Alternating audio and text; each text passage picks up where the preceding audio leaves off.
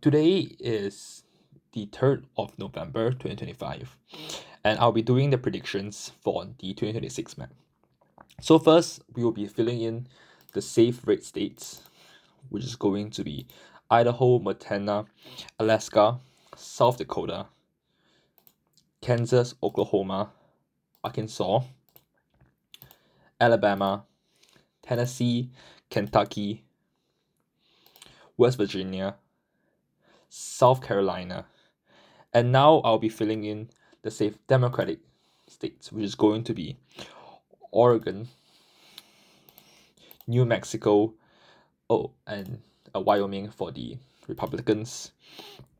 We have Virginia, New Jersey, Rhode Island, New Hampshire, Massachusetts, and Delaware. And now we're left with the states, which are more or less swing. So let's first look at Nebraska. So Dan Osborne here had a very a very good election back in 2024 during the Senate election, where he managed to get a 46.52% against the incumbent Deb Fisher. So this is an incredibly good result considering that Dan Osborne is an independent and that Trump in 2024 carried Nebraska by a whole 53.8%. So this is a really a unprecedented result. And now he's back in and he's going to be running for Senate in 2026. For the Democratic side, uh there are not a lot of people running, mainly due to the fact that they want to clear the path for Dan Osborne. On the Republican side, the incumbent senator would be running for re-election. But there's also some other candidates, but I highly doubt that they will be actually managing to win the primary. But for now, this is a state that I believe is going to be close, but it's going to be, according to the polls, it's still going to be a very tough fight.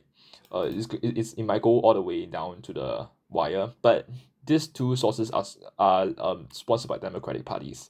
So um this meant that it's likely that the Republicans have a bigger gap because of the fact that usually what the Democrats want is that they want to hype their base up.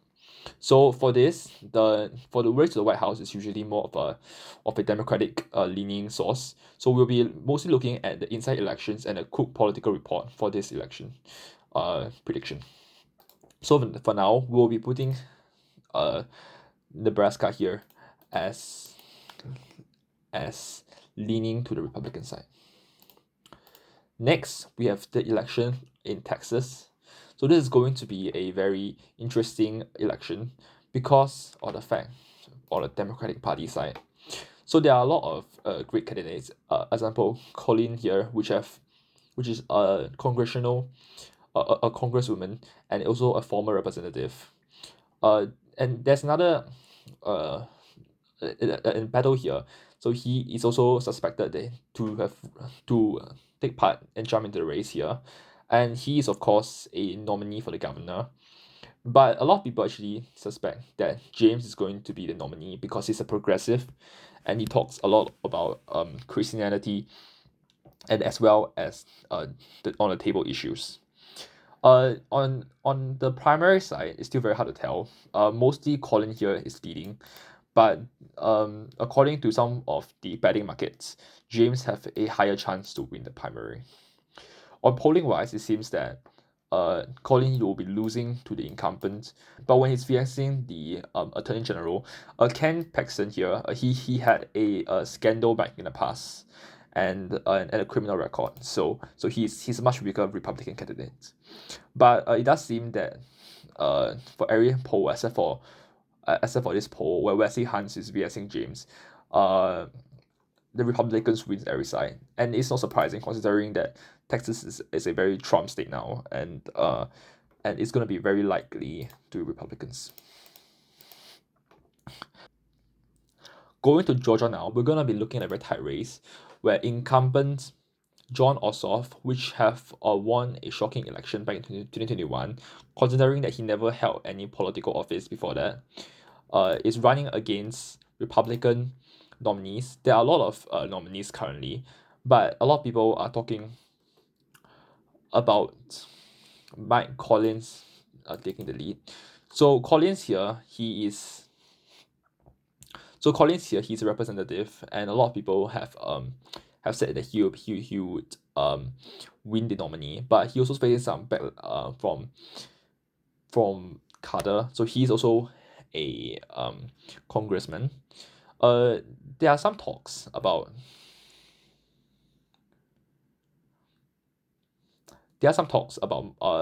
MTG running, but it seems that she have declined to run next year.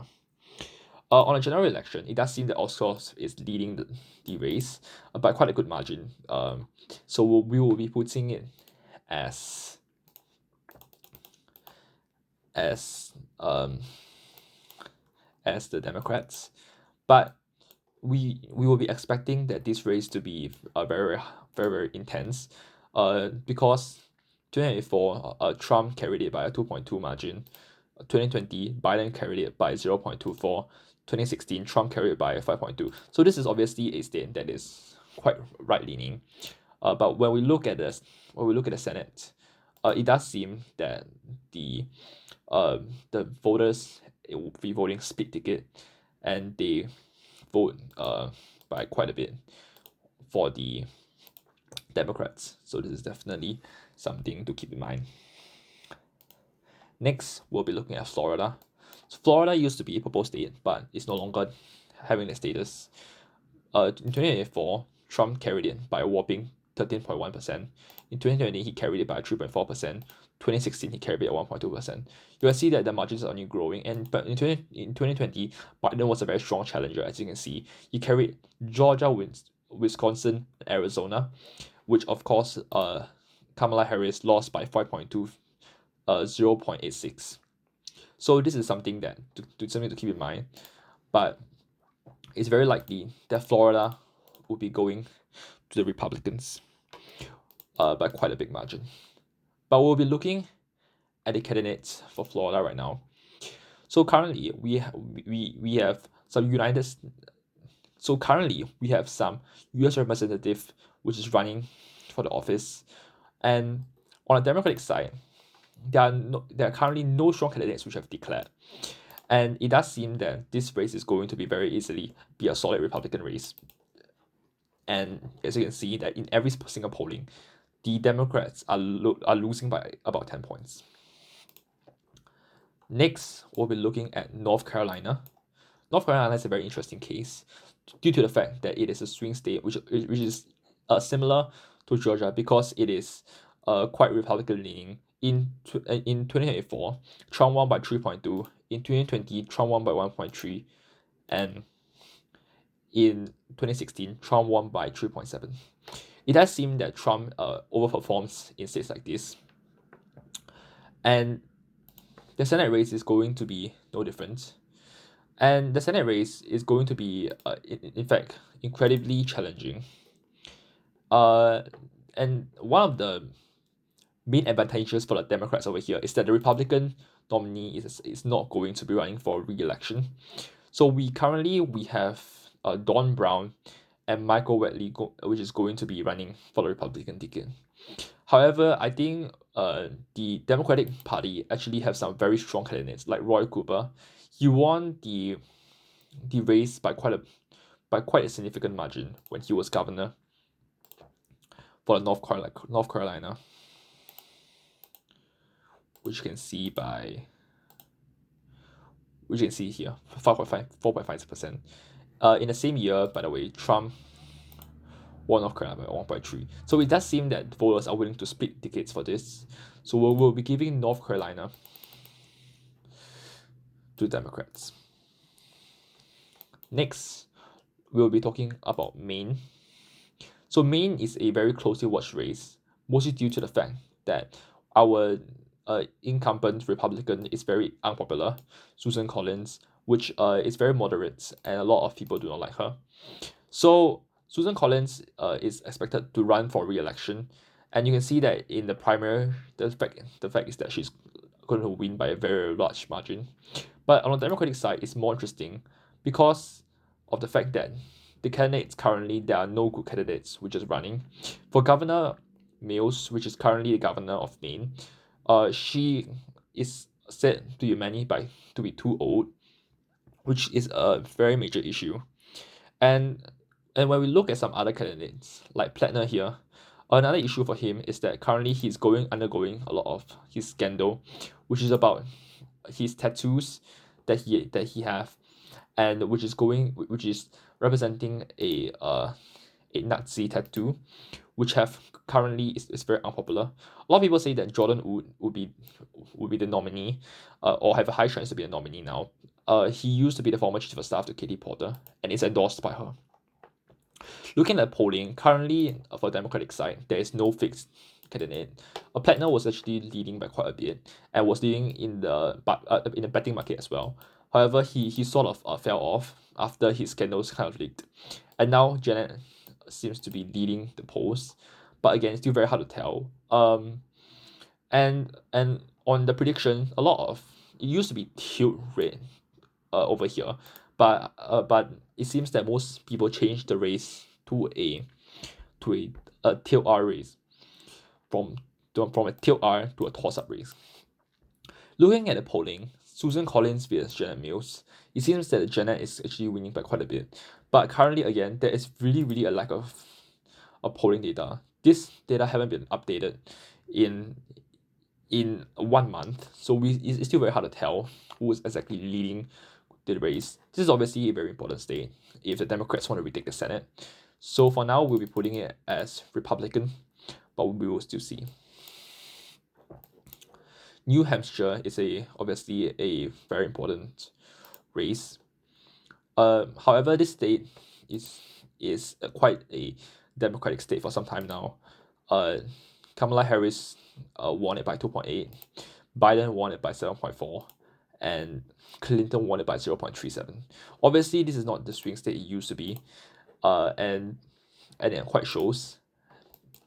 For the New Hampshire race, the candidates currently are more or less still unclear. The Democratic nominee and the incumbent senator refused to run for re-election. However, Chris Pappas, he had been leading the Democratic Party primary, and he is doing quite well in the polling against a Republican. And for the Republican side, there currently seems that John here would be running and likely to win the Republican nominee. From what we see in the general election, it's quite clear that Chris have a very good margin, and a very healthy margin, in fact, to winning this. Let's look at coefficient. They are quite a Republican source, and they lean Republicans quite a big margin. Chris Pappas here is leading by 10 points. Chris Pappas here is leading by another 10 points. University of New Hampshire show that it's leading by more than 10 points, which is very impressive, and just quite shows that this is likely going to be Democrats. Ohio, this election is to re-elect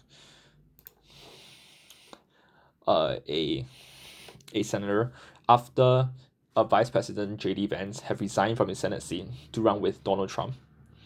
Currently looking at the nominee, John Husted looks like he's going to be running for re-election. He used to be a lieutenant governor of Ohio, and now he seems that he is going to be the nominee. For the Democratic side, it seems that Sherrod Brown, a former United States senator, after he was unseated back in 2024 Senate election, where he lost by 3.6%. However, you must take in consideration that in the same race, Trump won by 11.2. So obviously, Sherrod here is quite popular. However, we must keep in mind that Ohio is not a swing state anymore, and it is a state which Republicans have the upper hand in. Looking at polling data, it shows that that most of that uh it seems that Republicans is going to win the nomination by quite a big margin, and the only outlier is going to be the YouGov um database. However, we must keep in mind that YouGov here, they use online polling, and they are not the most accurate polling there is. And we usually we look at Emerson College. They are one of the best polling because they sample Republicans by slightly more. So this would take in consideration the shy Trump voters, making the polling much accurate. Looking at the predictions, it seems that it's going to be leaning Republicans, which is exactly what this state would be. Currently, we're going to be looking at Michigan. Incumbent Democratic Senator Gary Peters decided that he will not be running for re-election. So currently, the race is wide open, but it does seem that there are no fixed nominee currently for the Michigan Senate seat. For the Republican side, there is also currently no fixed nominee, but it seems that Mike Rogers might win the nomination. But currently there's still more or less the hypothetical polling. Looking at general elections, this is going to be a toss-up election, of course, and it's still very hard to say because we know that Mike Rogers is going to win this election on the Republican side, but we must look at who is the Democratic nominee. And from what I see, as I said, there's not a lot of strong nomination, but it is going to be either a congresswoman over here or or a or a state senator, which is going to be between both of them. Uh, for for this guy, chances are that he might not win the nomination because of the fact that he really lost once, and it's gonna be quite hard for him to win it again. But it does seem over here that Haley over here have a slightly stronger chance of taking home the nomination for the Michigan Senate seat. With that said, so when we're looking at this data here, which is going to be Haley vs Rogers, most of the data over here shows that Haley winning. But for this over here, this is sponsored by a democratic source, so we'll be ignoring this and we'll only be looking at these two sources. And when we're looking at these two sources, when we're including definite voters, it does seem that Haley have a lead. But again, this data is very outdated. This is at March and this is at May, and there are currently really no updated database which can really back the source that that Haley might be winning this election. With that said, let's see that Rogers is a quite strong candidate for the nomination for the Senate seat. But for now, we'll be putting this Senate seat over here for the Democrats. This is going to be one of the closest watched race, and this seat could flip at any moment. Now we're looking at Iowa. Back in 2024, there was a poll which said that Iowa is going to be won by Harris, which obviously is not the case that we see. However, Trump over here won it by 13.22 points, and he should have an easy sweep, if not for the current nominee by the Democratic Party.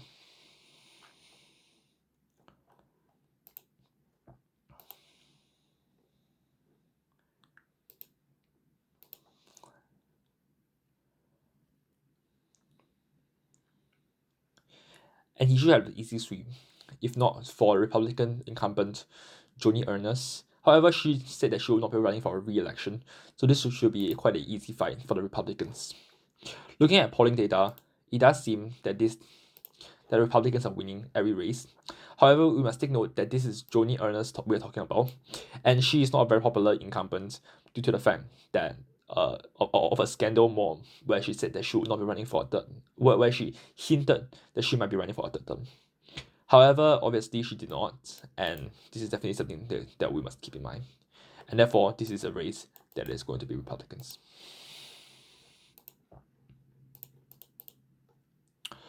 Last but not least, we have Minnesota. Minnesota is a state that Harris didn't do too well, considering that her vice president was the state governor, which is going to be Tim Walz. She won it by 4.2%, but when we look at the data, it does seem that the Democrats have quite a big advantage. Looking at the nominees, it does seem that it's going to be between the current United States representative and the lieutenant governor, which is going to be a close race.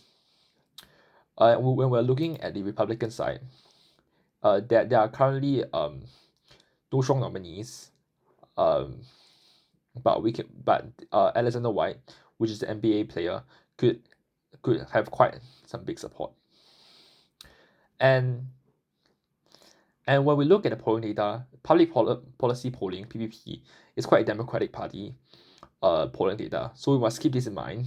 So this for now is going to be definitely going to the Democrats. However, when we look at the data here, it's definitely not the most reassuring to the Democrats, and this could potentially be a incredibly close race.